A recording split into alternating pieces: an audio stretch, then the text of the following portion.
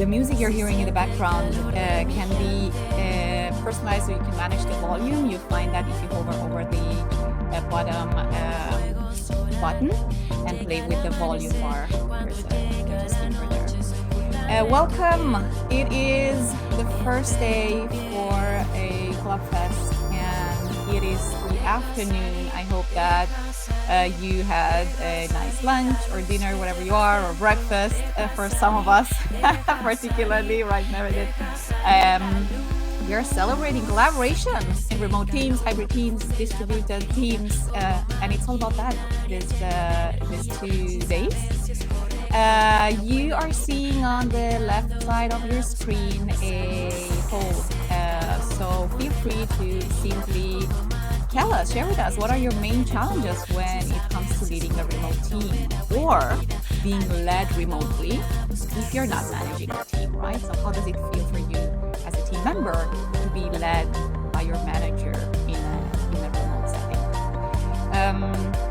And we are going to make sure that we can have a look over some of those and probably even come back to them later on. Because this session is all about leadership and how leaders can support better their teams, which are not located in the same place. They are working distributedly around the world. So we know that comes with a couple of challenges. I guess that we can see that by all of your replies to the poll.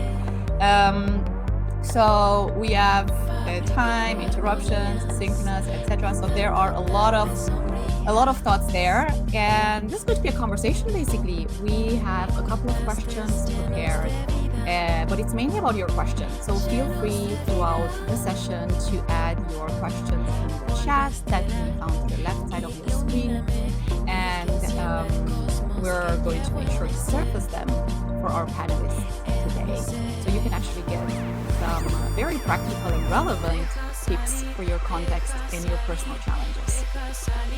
All right. So I see asynchronous working, responsibility sharing, lack of micro interaction, the water cooler conversation, the meetings, the how to replace, the spontaneous meetings, time management. There's a lot of trust. There's a lot of that serendipitous, spontaneous meetings that we all had. We're kind of bumped into each other in the office. Different expectations. People don't reply to Snap. Are guilty as charged sometimes. Okay, cool. Thank you so much for sharing. I'm going to close this poll down for now. And I'm going to open another poll. And this one is very quick and easy. Those of you that have been with us in the morning know the drill.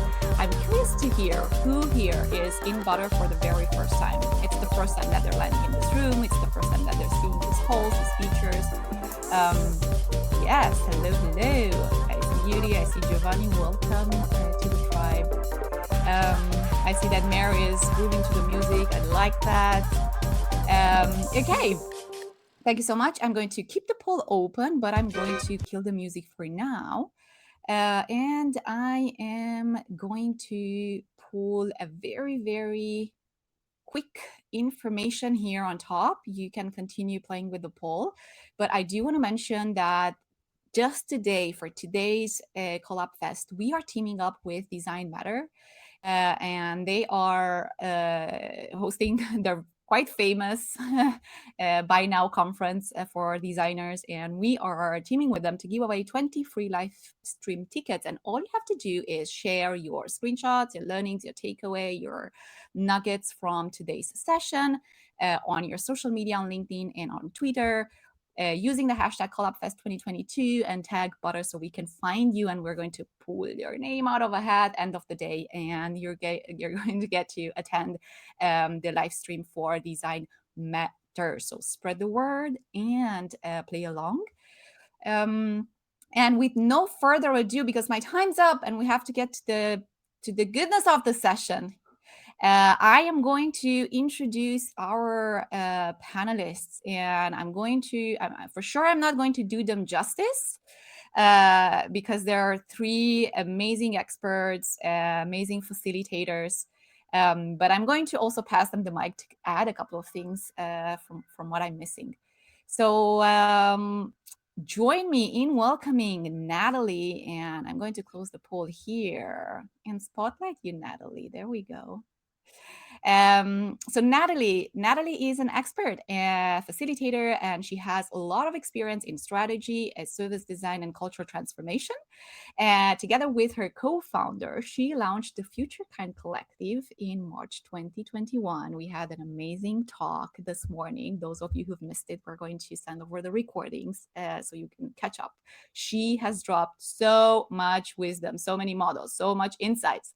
It's literally packed with goodness. So the Future Kind Collective, they're really focused on helping companies how to move from culture as words and ideals into action and becoming that amazing company that no one ever wants to leave. Natalie, welcome. Thank you. I'm excited to have you with us once more and talk about this beautiful topic of leadership in remote settings. And I'm bringing together with you on the stage the Meredith. Hello. Nice to see you, Meredith. Good morning. Greetings to Canada. Meredith brings years of experience in marketing and strategy development and rallying competing organizations around common industry goals. With a love for finding connections between different points of view, Meredith channels that experience in creating high-performing teams that prioritize sound decision-making to get good work done. I'm so happy that you have accepted our invitation, Meredith. Really great to see you again. Thank you. It's great to be here today. Good morning. And our last panelist, but not least, hello, Marcus, and welcome. Marcus as well has hosted a really interesting workshop this morning. We almost kicked Collab Fest with you, Marcus. Tune in to that recording. It was very interesting. Someone described it as chaos, but we made a lot. Chaos and fun were the two words. There were monsters, and there was a lot of spin-offs. So that's all I'm going to give away. Have a look at that. Marcus is the co-founder and managing director of the award-winning innovation and digitalization agency called Neue Beratung. For the German-speaking folks, this already should tell you something. It's all about consultancy and consulting in a new way. He has been working as a management consultant for over 20 years, focusing a lot on innovation and transformation of business models. He is also an editor and the author of the German design thinking standard work called Where's the Problem? He's a podcaster on new work relation topic and also a guest author of various publications on agile management methods. Hello, hello. Great. Okay, I see that we have discovered the chat already, everyone. Drop us a line in the chat, please, and let us know, where are you tuning in from? Where is everyone tuning in from? I just want to make sure that you're finding the chat, and in the chat as well, you're going to be invited to share your questions, your challenges for the panelists throughout the talk, and we're just going to make sure to surface them so you can take away some concrete ideas. All right, from Canada to Bulgaria to India to Brazil to Singapore, New York, Copenhagen, Istanbul. Okay, I'm happy to know that we're covering the world. So I'm going to give the words to Natalie, then Meredith, and Marcus to say a couple of words in case I forgot to add something relevant to who you are as people, as professionals. Natalie, anything you wanna add to who you are and Gosh, what you do? You did an amazing intro, so thank you very much for that. I think I'll probably end up just recapping similar things, but my background is in strategy, customer experience, service design, facilitation, and essentially what I do now is apply all of those skills to the wonderful world of culture design. And that's probably the best summary of what I do over and above what you've kindly shared as well. So I'll pass over to Meredith. Yeah, exactly. I always think Anna Maria does a better job introducing me than I do introducing myself. But yeah, you captured a lot of it. I just wanted to say with Purple Sector, we work with a whole bunch of different kind of companies. We've worked with product companies as well as nonprofits, sort of either designing actual products or designing programs. So the work that we do at Purple Sector is actually quite versatile and applicable to many different kinds of workplaces. And just to head off the chat, yes, that is my greyhound in the background, Miri. That is her usual pose for about 20 hours of the day. So yeah, thanks. It's so great to be here. Yes, I also have nothing to add because you told a lot about me, and I think that's maybe it's too much. But I just want to add that in this well-structured chaos session we had, we developed over 300 ideas for butter, and I hope it helps to develop new features for your product. Hey, awesome. I think I saw Jacob here. Can that be? I think I saw him react. If not, Casper's here. So Casper, those are for you. Great. So thank you so much for your addition. Thank you for being here. And we already saw from the poll and from the challenges that everyone shared that there's something around communication. And honestly, I'm going to jump straight into, like, go straight to the point. Communication in remote setting is hard, it's not easy, it's not a walk in the park, especially for the leaders whose main role is to inspire us and motivate us and offer structure and support and so on. And so lack of effective communication between the teams might lead to mistakes, misinterpretations, doubling of tasks, missed deadlines, and so on. So in time, this inevitably affects also the morale and the engagement of the team, besides the obvious effect on productivity and results. So I'm looking for 3 concrete tips or tools which leaders can adopt in their efforts to improve remote collaboration in their teams. And I am going to start with Marcus in this case. Yeah, thank you. So I would say I'm on your side. Communication is crucial. So there are tools needed that support, on the other one hand, sync communication, and on the other hand, async communication. And what is really crucial is that it's clear where to put which items, because then you produce chaos. If I don't know, price lists are here and there, and I don't know which is the current one. So you really need to define where to put which information. And then, of course, you need good tools to do it. A wiki, for example, for async communication, and something like Mural for online workshops for sync, really teamwork. And those are 2 tips. And the third one is a very good app that I discovered. I don't know if you know it too. It's called Coffee Call. And it brings the water cooler talk to the new world, because it's just a small app, and it gives you an impulse when someone of your team in his remote work area is taking a small pause and drinks a coffee. And then you can connect with him just over this app and have a small coffee talk over, I think, 7 minutes with a video call.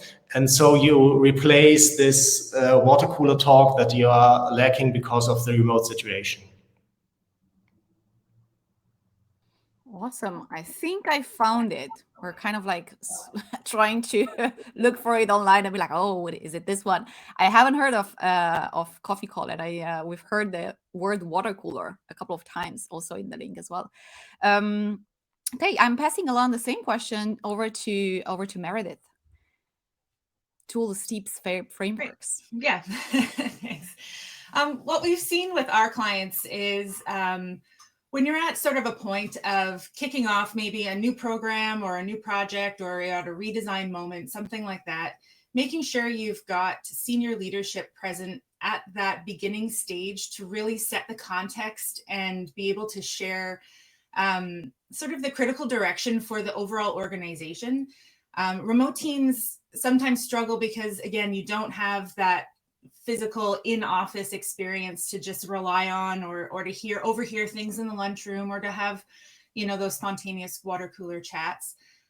So when you're at these stages of, you know, getting started on something, if the whole team comes together on that sync kind of moment, make sure they're all on the same page, make sure they understand the direction, the problems they're trying to solve, who they're solving them for, who their, you know, key customer or user is that they're looking at for that moment. And then they can go forward into those async sort of habits that will work out a lot better because everyone will have the context. But we've really seen when we've got senior leadership in the room providing that direction, the whole team benefits all the way down to, you know, a coordinator level even.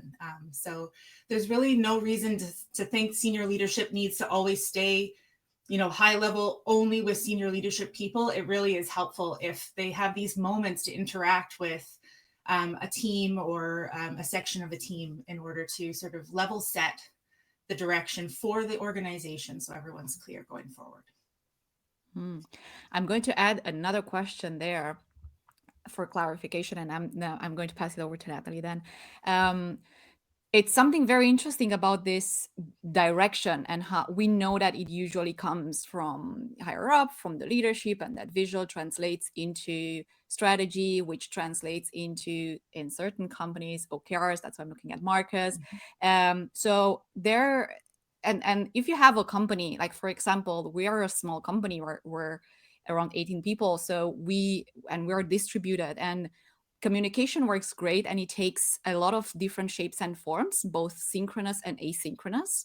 But that is because we don't have to go through many layers and a lot of big teams and different kind of hierarchies and structures as in a complex organization. So I wonder, how are big companies that are remote, how do they transmit and trickle down that vision? Because it's very important, and I think it links and it's crucial to some of the challenges that we've seen from the audience in the poll, not knowing on what to work, lack of focus, and so on. So I wonder, how does that look like in reality? How do they do it? Is it all about all hands? Is there more to that? Something more efficient? Something more effective?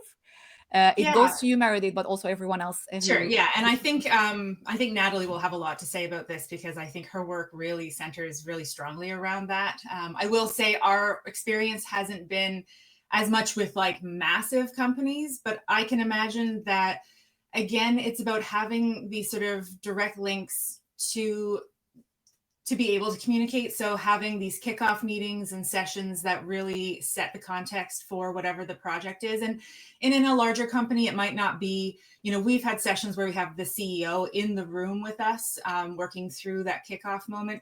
Maybe in a larger corporation, it doesn't need to be that level, but certainly there are layers to a senior leadership team. And so long as the person showing up really understands the direction for the company, they should be able to communicate that with the team. And then, you know, obviously having things placed like a mission and vision statement that is current, because we find, you know, a lot of companies, you make them in a moment and then magically 5-10 years have passed and no one's really looked at it, and you've probably shifted a little bit or changed. And then we really also believe strongly in having guiding principles, either at an organization level or even on a project or program level or product level. So if the whole team really understands what the guiding principles are, what it is they're working towards, they can start to make decisions that they need to be able to make, you know, to have that autonomy over their work by filtering it through these things. Are we meeting that mission? Are we meeting those guiding principles by making the decision going in this direction? All right. I wonder, Marcus, Natalie, anything to add there? I think on the specific question around how do you manage that at a much larger scale organization, I think that it's really about the kind of regular company digest or regular company updates, but it's also like it's accepting that when you have a bigger organization, not everyone will and can know everything at any given time. So we have to make space for both the micro interactions and the like close team interactions, and they need to be much more frequent. The people that you're working with day to day and the people that you're working with on certain projects, like that has to be really frequent. But then, you know, at the greater level, it's about awareness, and whether that's, you know, a weekly email, a weekly update, or it's, you know, maybe on a monthly basis, having time where anyone in the business can ask the senior leadership a question, and there's that two-way dialogue. So it's not just like, hey, here's top down everything that's going on. It's also bottom up of this is what people are doing, and spotlighting things around the business, and making time for conversations that otherwise wouldn't happen. In many ways, it is just dialing up the type of interactions that you would have at a smaller level, and just thinking about what the kind of like what needs to happen horizontally and what can happen like vertically around bringing teams together. So it's naturally is more complex because there's more people, but I don't think it has to be in the way that we design it, if that makes sense. Yeah, it takes me back to the panel that we had a couple of weeks ago about culture, and we talked about communication, and I can't recall who it was, or if it was, if that was in my head. It's like open the communication flood, right? Like over communicate in different channels, in different shapes and forms. So I really like that. That stuck with me from the last time we talked about. And Matilda put in a very interesting, and that's exactly how I used to work with OKRs, Matilda, in a big company. And Marcus, maybe if you can have a look at that and approve it as OKR OKR master, OKR expert. So we already talked and we touched. There's something there. There's this. Interactions that are happening in between teams, and Natalie, you just said like, okay, communication, it's fine to trickle down, but also how do we have like horizontally, and how do we make sure, because as I recall my times in an office where I was surrounded by colleagues, I didn't have to think and purposefully go there and ask them what are they working on and what's on their to-do list this week, because I could hear them talk and I could hear those interactions. I was very much up to date with what was happening and what was on their plates. And very often I was like, well, actually, it didn't occur to me that I could have something to add there. So I think those were specifically what we're talking about, this water coolers or the spontaneous finding out information.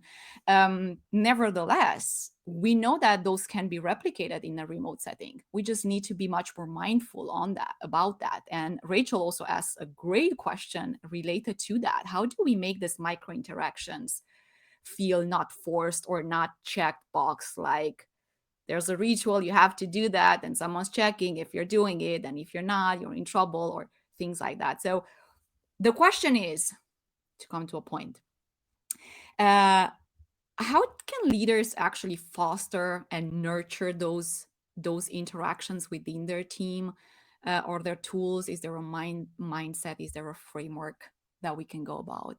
What have you seen in the companies you've worked with?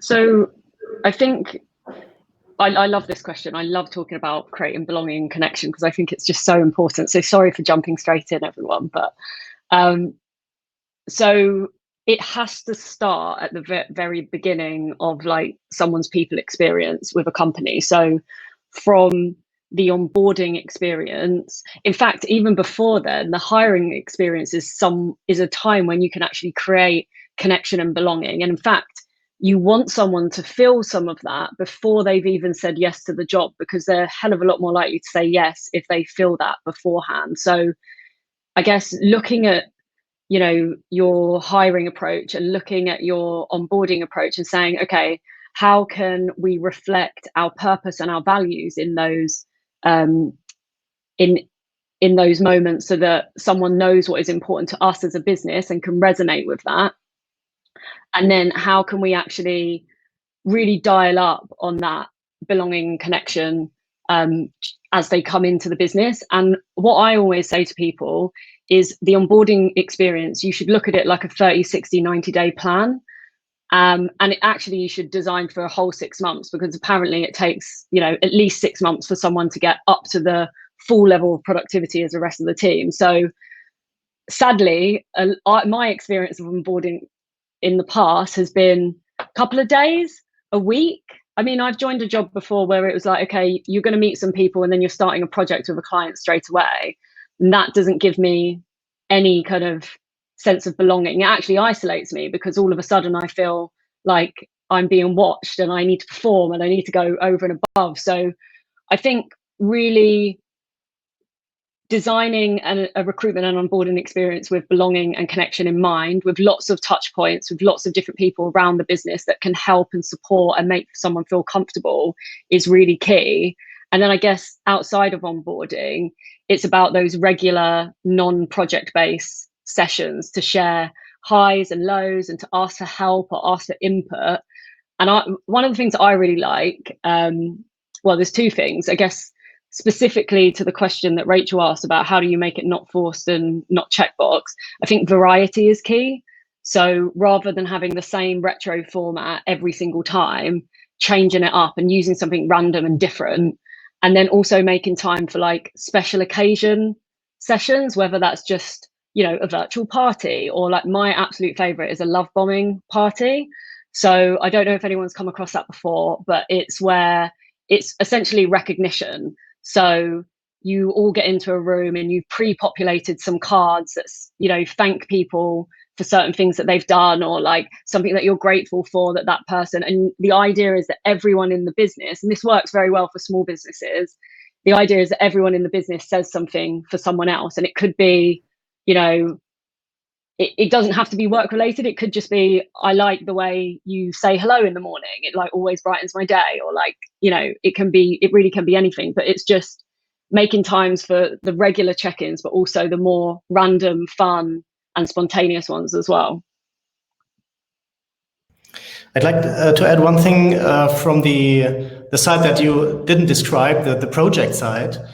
When we are in the old world and the team leader says, I have a new project and I know exactly how to do it, and these are the tasks for Meredith and these are the tasks for Natalie, it's clear that they wouldn't talk with each other. Why shouldn't they? The leader is the team lead, and they have their task and they do it, and then when they did it, they come back to the team lead.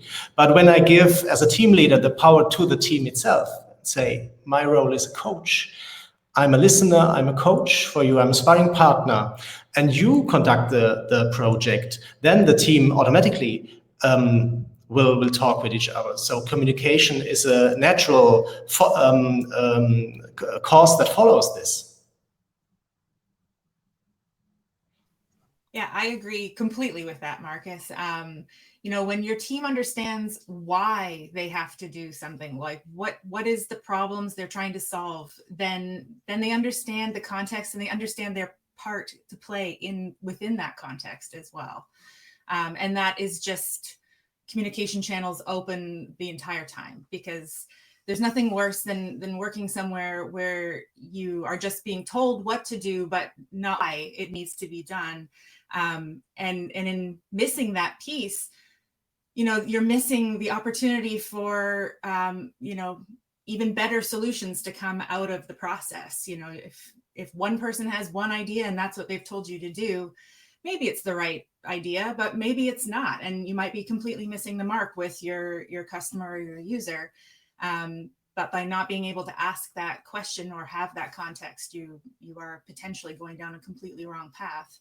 And then everybody kind of feels shitty at the end of the day because you've missed the mark. But you've missed the mark together, but not really with any kind of autonomy or accountability. It's that person's fault that we did this. But yeah, by really centering on the why we're here, everyone's constantly talking and challenging each other and having that conversation. Wow. I want to pause there for a second and invite everyone in the room that has questions to head over to the chat.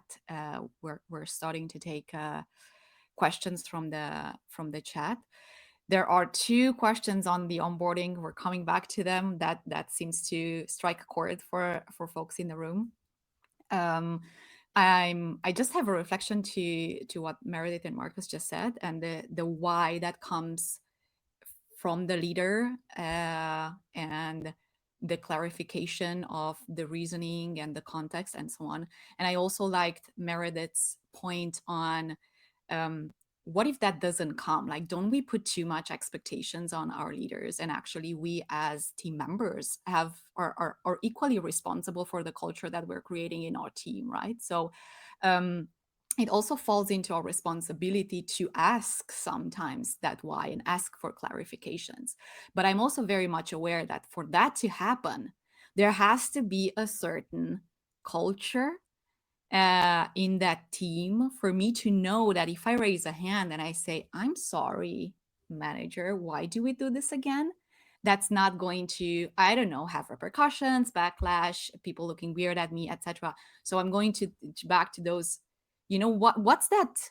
What are the things that we do not see, right? The things that it's very hard to pinpoint, but that do contribute to this openness environment where people can just challenge each other, ask each other questions, challenge the status quo together, and still continue to work and improve and be more cohesive as a team instead of dismantling or having a negative impact.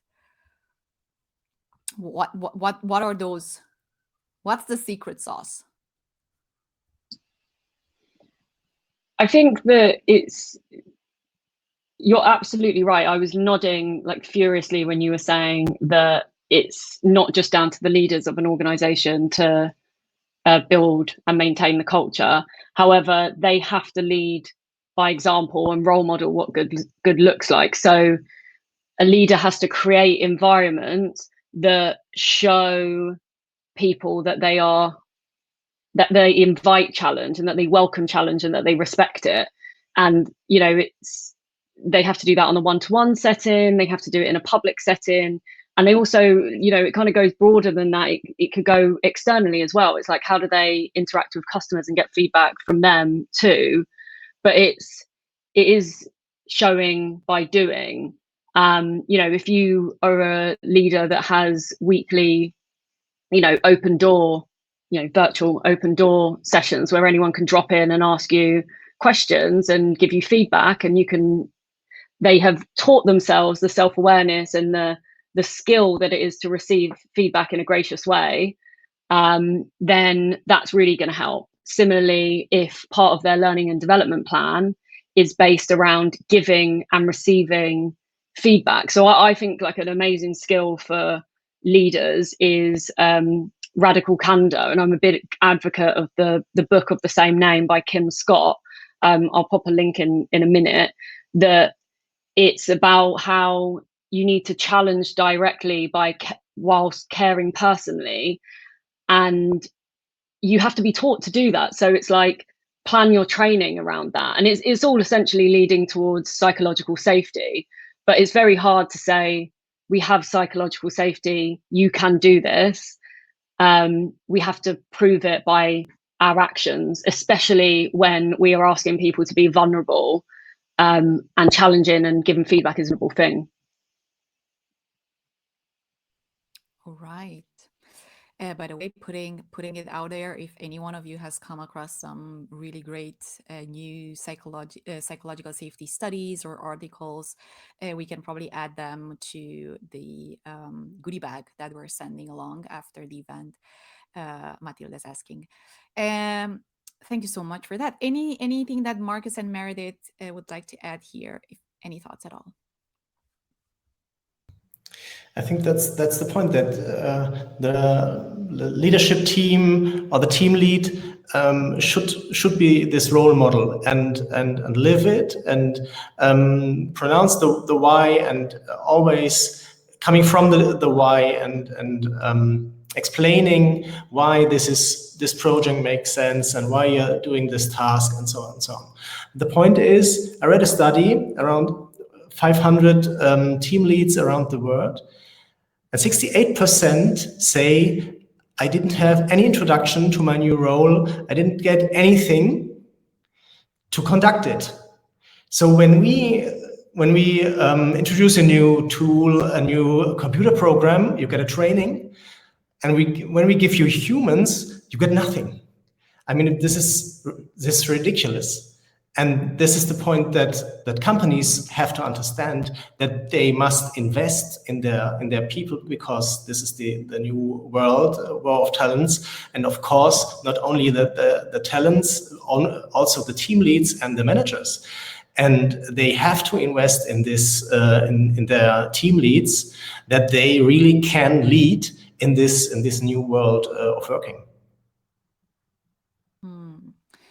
This opens up for a question that I have. I'm just going to shamelessly plug it there now, because you opened that door for me, Marcus. So I have to take this now. And we're coming back to the onboarding questions in the chat. There's a lot on leaders' shoulders.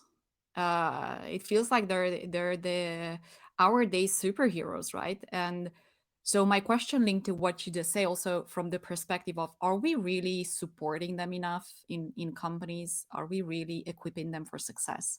I wonder, what are the skills that leaders need to thrive and to be able to support their teams in the remote setting? Have you seen any skills that kind of were really, really important, and probably even like more impactful than others, that companies should focus more on and pay more attention to? Meredith, like in school. Let me name someone. Actually, I'm gonna have to pass, because I was typing a response in the chat, and I was sorry, I was only half listening. Just like in school, busted. Meredith. Okay. Who do you pass so many good questions in the chat. I know. Totally who do you pass the talking stick to? Yeah, so there's my radical candorness coming. Absolutely. I'm gonna admit that I wasn't listening. I love it. We're leading by example, always here, embracing mistakes, a radical candor. Okay. Natalie, it's over to you, I think. Were you paying attention? I was. And I'll tell you why, because I was in Meredith's shoes in the last panel. So I keep seeing amazing questions in the chat and going to answer them. And then I'm like, no, the question's going to come any minute. So skills for leaders. Oh my gosh, there are so many. And I think the saddest thing about leadership and management is that the skill of being a great manager and a great leader is so undertaught in organizations that I think, we all have stories of bad leaders or bad managers, but I have so much empathy for all people in managers and leaders positions, because how many of us can put our hand up and say, yeah, we got really rigorous training to be a manager as soon as the manager role came out? Very few people seem to say, yeah, I got the best training ever. I was fully prepared to be a manager. And many managers actually go through their entire career never ever getting that training. So I say, when I list all of these things or skills, I say it, from a place of empathy and a place of, it is really hard, and there isn't enough support for managers. And I guess the first one kind of leans into that. So I believe that every manager or leader should be taught in coaching, whether they, manage a team or not, because coaching is about asking open and thoughtful questions. And it's like the opposite to micromanaging. So that's amazing. And it's about helping people find their own way and providing guidance whenever you can. And I have a really strong opinion, actually, that I think all managers should have some kind of coach outside of their day-to-day. So almost like an external person from the organization should be coaching them, because those are the, whether it's therapy or whether it's a, business coach or a leadership coach, those people who have been outside of my organization have actually helped me the most, because you can really, disconnect from, the minutiae of work and actually focus on the bigger issues. So I think coaching is a massive one. I've already mentioned radical candor. So I'll plant one more, and that is delegating. And again, I say this from a place of compassion, because I am not very good at delegating, and it's something that I am still learning. And what I mean specifically by delegating is I think this kind of links to something you said earlier, Meredith, was it's not just saying, here is a task, go and do it. It's telling people, it's actually not telling the people the task at all. It's describing the problem or the challenge and why we need to solve it and why it's important, and actually inviting people to figure out that problem in their own unique way. And of course, providing course correction and coaching and feedback through radical candor. But it's actually being able to say, I trust you to do this thing. And I'm going to tell you when it needs to be done by. You can ask, the door is open when you need it. And I say that with my hands here, because I'm like, it's so hard to do, especially, as a founder, and it's your baby. It's incredibly hard to do, but it's the most empowering thing for getting results in your team. So those are my three: coaching, radical candor, and delegating. Nice. Marcus, Meredith, any skills you'd add to this or already charged list, packed list? I can. I've now caught up. To build on what Natalie's saying, I think too, it's about bringing a certain amount of intentionality to being a leader, like making intentional attempts to have conversations.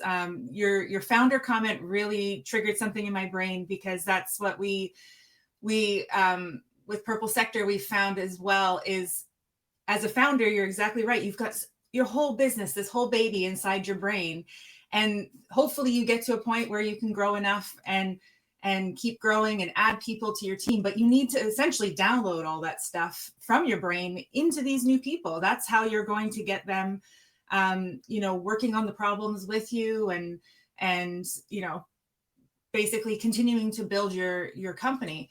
And so being really intentional about how you sort of walk through all of this content that exists in your brain with these new people is a huge form of leadership to us anyway, because just sort of bringing on new people and hoping they kind of glean, from various meetings or whatever, what you mean in your head or what you've experienced before isn't enough. You need to be super intentional, set time aside to do it, have the conversations with this new team or, with your existing team, and make sure everybody has this chance to ask questions and make sure you're all absolutely on the same page together.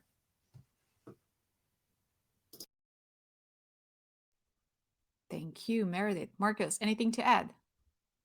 No, I think everything is said. I think maybe I can add a tool. I love the point with delegation, because I think this is a big one. Because many leaders ask themselves, am I a leader when I am a coach? Am I still a leader? Because you want me to be a role model, want me to be a coach, am I a leader? And yes, of course, they are a leader. They have responsibility for their departments. And what the tool that often helps our client is delegation poker. And maybe some of you knows that you just really play a poker game with cards. And delegation poker says there's on the one side, on the one end of the play is the leader decides it all and says this is it, and in the middle is like a discussion, and no one has the power to overrule the other. And on the other end of this play is the team decides it all and just informs the leader. And then you really play poker with your team, and you say, this is the question we want to decide. How do we want to decide this? And then everyone plays the card, and then in a form of discussion, you bring the form of delegation in a common sense. And this is really a good tool, to learn how to delegate and to lead a team, and to lead a team towards a point where they can lead themselves. Woo! Mic drop. We need a mic drop emoji. All right. Okay, thank you so much. Heading over to the chat, we've got 2 questions related to onboarding. Quite different. I'm going to ask FY if you would like to pop over on mute and ask your question. Otherwise, I can do that as well. That's absolutely not a problem.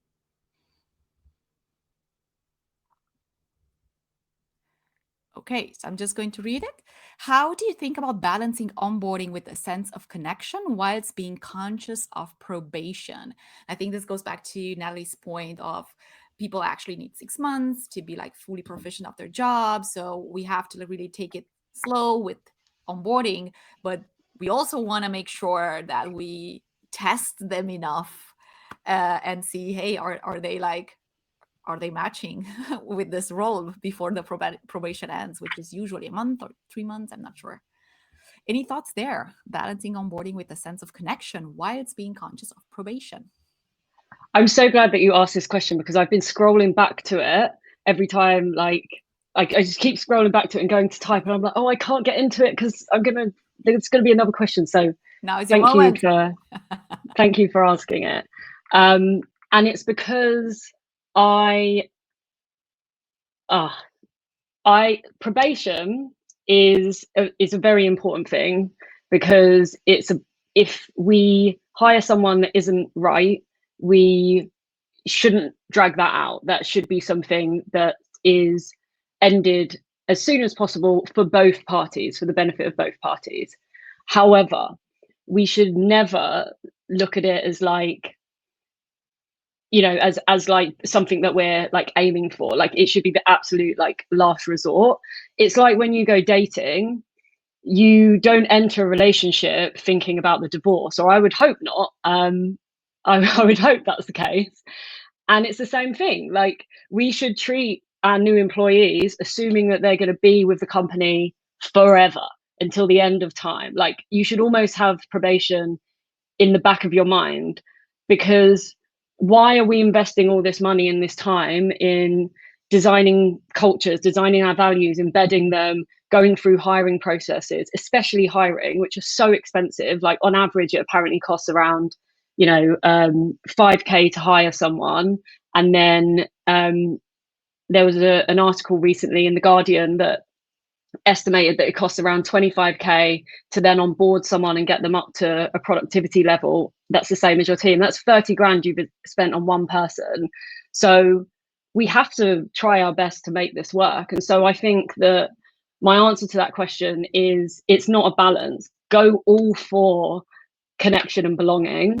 And if you both mutually find that there isn't connection and that there isn't that like belonging between the two of you, then you pull out the probation option. But otherwise, for me, it's like a no-brainer. Like, let's welcome someone in with open arms, as though they've been here, like as though they've passed the probation and we're like past that point. Because otherwise, you're holding back, and someone's not going to get the full you or the full experience of how great it is to work for your organization. And it would be the exact same in dating. If you're like, oh, well, this relationship isn't going to go anywhere, then you're not going to give your full self, and you're not going to like get the most out of that relationship. So I think relationships and culture are like such a good analogy. There's so many that seem to work. So yeah, hopefully that analogy works for you as well. Love this. It's also interesting because the company's holding back, but also how often have you heard of people or friends, whatever, I am putting my life on pause because I'm on probation, so I'm going to give it all. And now my probation is gone, so we're going to celebrate. And now it's actually, I'm showing up to work as who I really am. So it can go both ways. Thank you so much. Rachel, over to you. Do you want to unmute and ask a question? No one wants to talk to us today.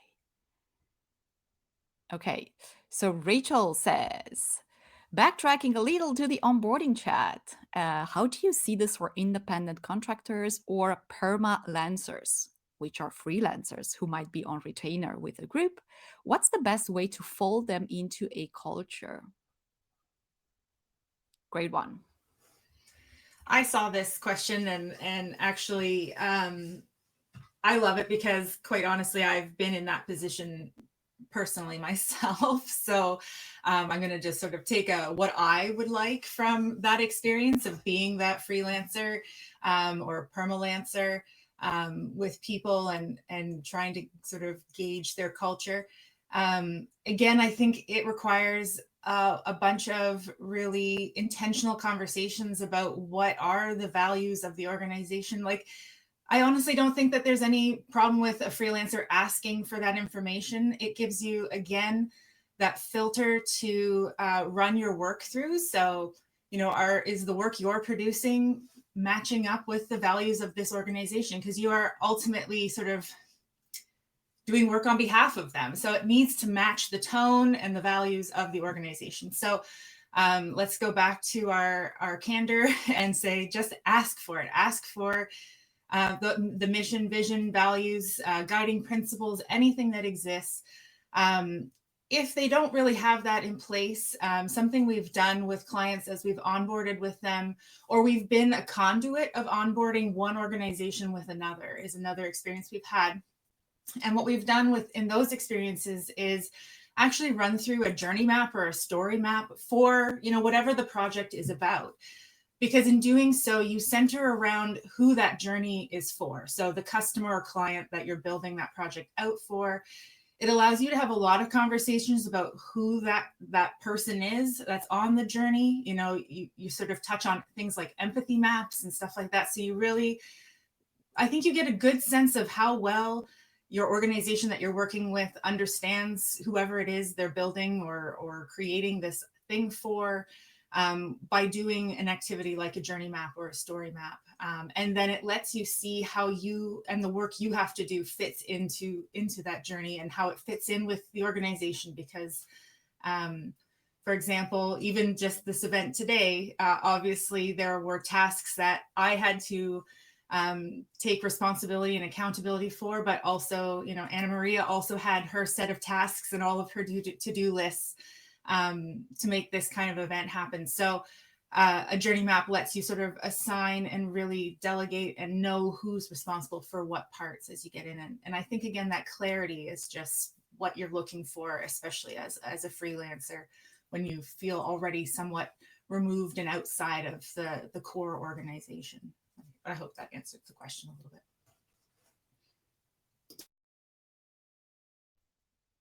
Thank you, Meredith. Rachel, if you have any questions there, feel free to follow up. Yeah, sorry, I had to step away from my phone. I saw it. No worries. Yeah, what's really interesting for me, and maybe I should turn on my camera here, be present. So I think, you know, I am an independent contractor a lot of times. And for me, I really look for that balance. Okay, are you giving me what I need to be in the culture, but are you also respecting my freedom and not treating me like an employee? So there's a balance there, right? And I don't know what the rules around that globally are, right? But there's some pretty clear lines in the US. So I just, you know, I want to be part of those teams, and I'm sure other people in that situation are. So I'm just curious how, from the employer side, you can basically have that balance while still integrating people into your team. I love this topic, actually, because I do feel I've been both a contractor, freelancer, and internal, and kind of quite a lot of different mixes of that way of working.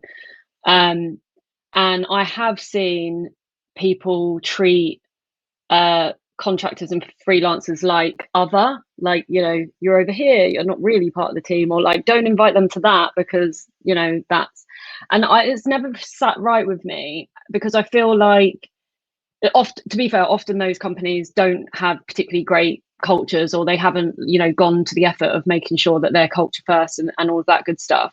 But I do think that good companies and purpose and values driven companies should want to hire freelancers and contractors that strongly align to their values, because they're still, whether it's a payroll, a fully permanent person or not, they're still a representative or a potential advocate for your business. So making sure they're culturally aligned is very important.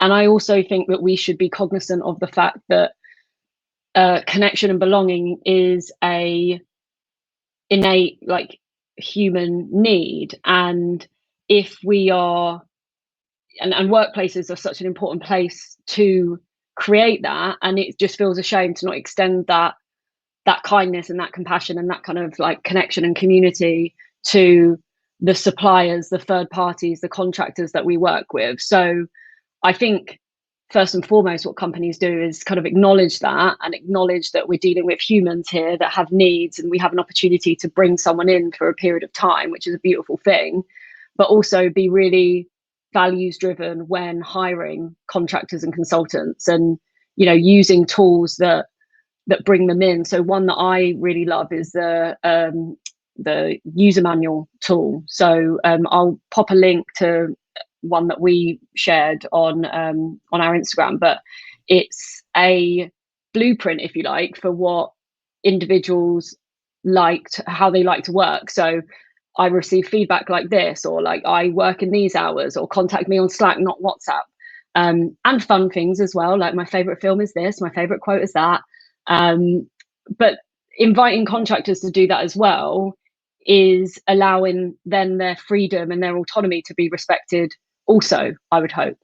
So yeah, I really empathize with that question, and it's something that I personally want to see change as well. All right. Thank you so much, Rach. I hope that covered your question. We are at time. Awesome. We are at time. Time flies when you're having fun. Well, we have a couple of very, very good questions in the chat from Jesse, from Matilda, from Mare. So what we're doing is all of the outstanding questions, we're going to share them over with the panelists so they can answer them async. And we're going to pack them in our follow-up email. It's a goodie bag with discounts and all the recordings and further tools and downloadables and goodies from our Butter Experts Collective. So we're going to make sure to come back to those questions. Thank you so much for your ideas, for your insights, both Marcus, Meredith, and Natalie. This was awesome. We have to do this again soon. And thanks everyone for joining and for asking such thought-provoking questions and bringing in a bit of your challenges into the conversation.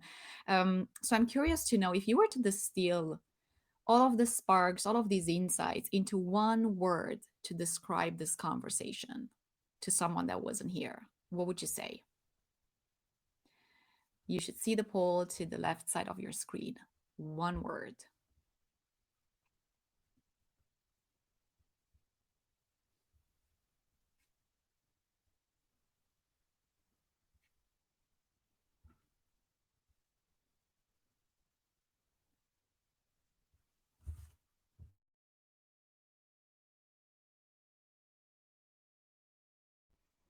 All right. Empathy, possibility, insightful, hopeful, mindset, blown away. Culture, future, possibility, age, mindset, love them. Thank you so much. A big applause to Meredith, Marcus, and Natalie for being with us today and for sharing your experience and your insights and all of these great tools and the books and the games. We're packing that all up in the follow-up. And we are meeting in 20 minutes for the social. It's our second social today and the last one for today. So, oops. If anyone wants to join us there, it's going to be great fun. We have a surprise activity prepared for you. I'm not allowed to share more. Thank you so much. And I will catch up with you in the following sessions. Thank you. Thank you. Thank you. See you soon. Bye. Thanks, everyone.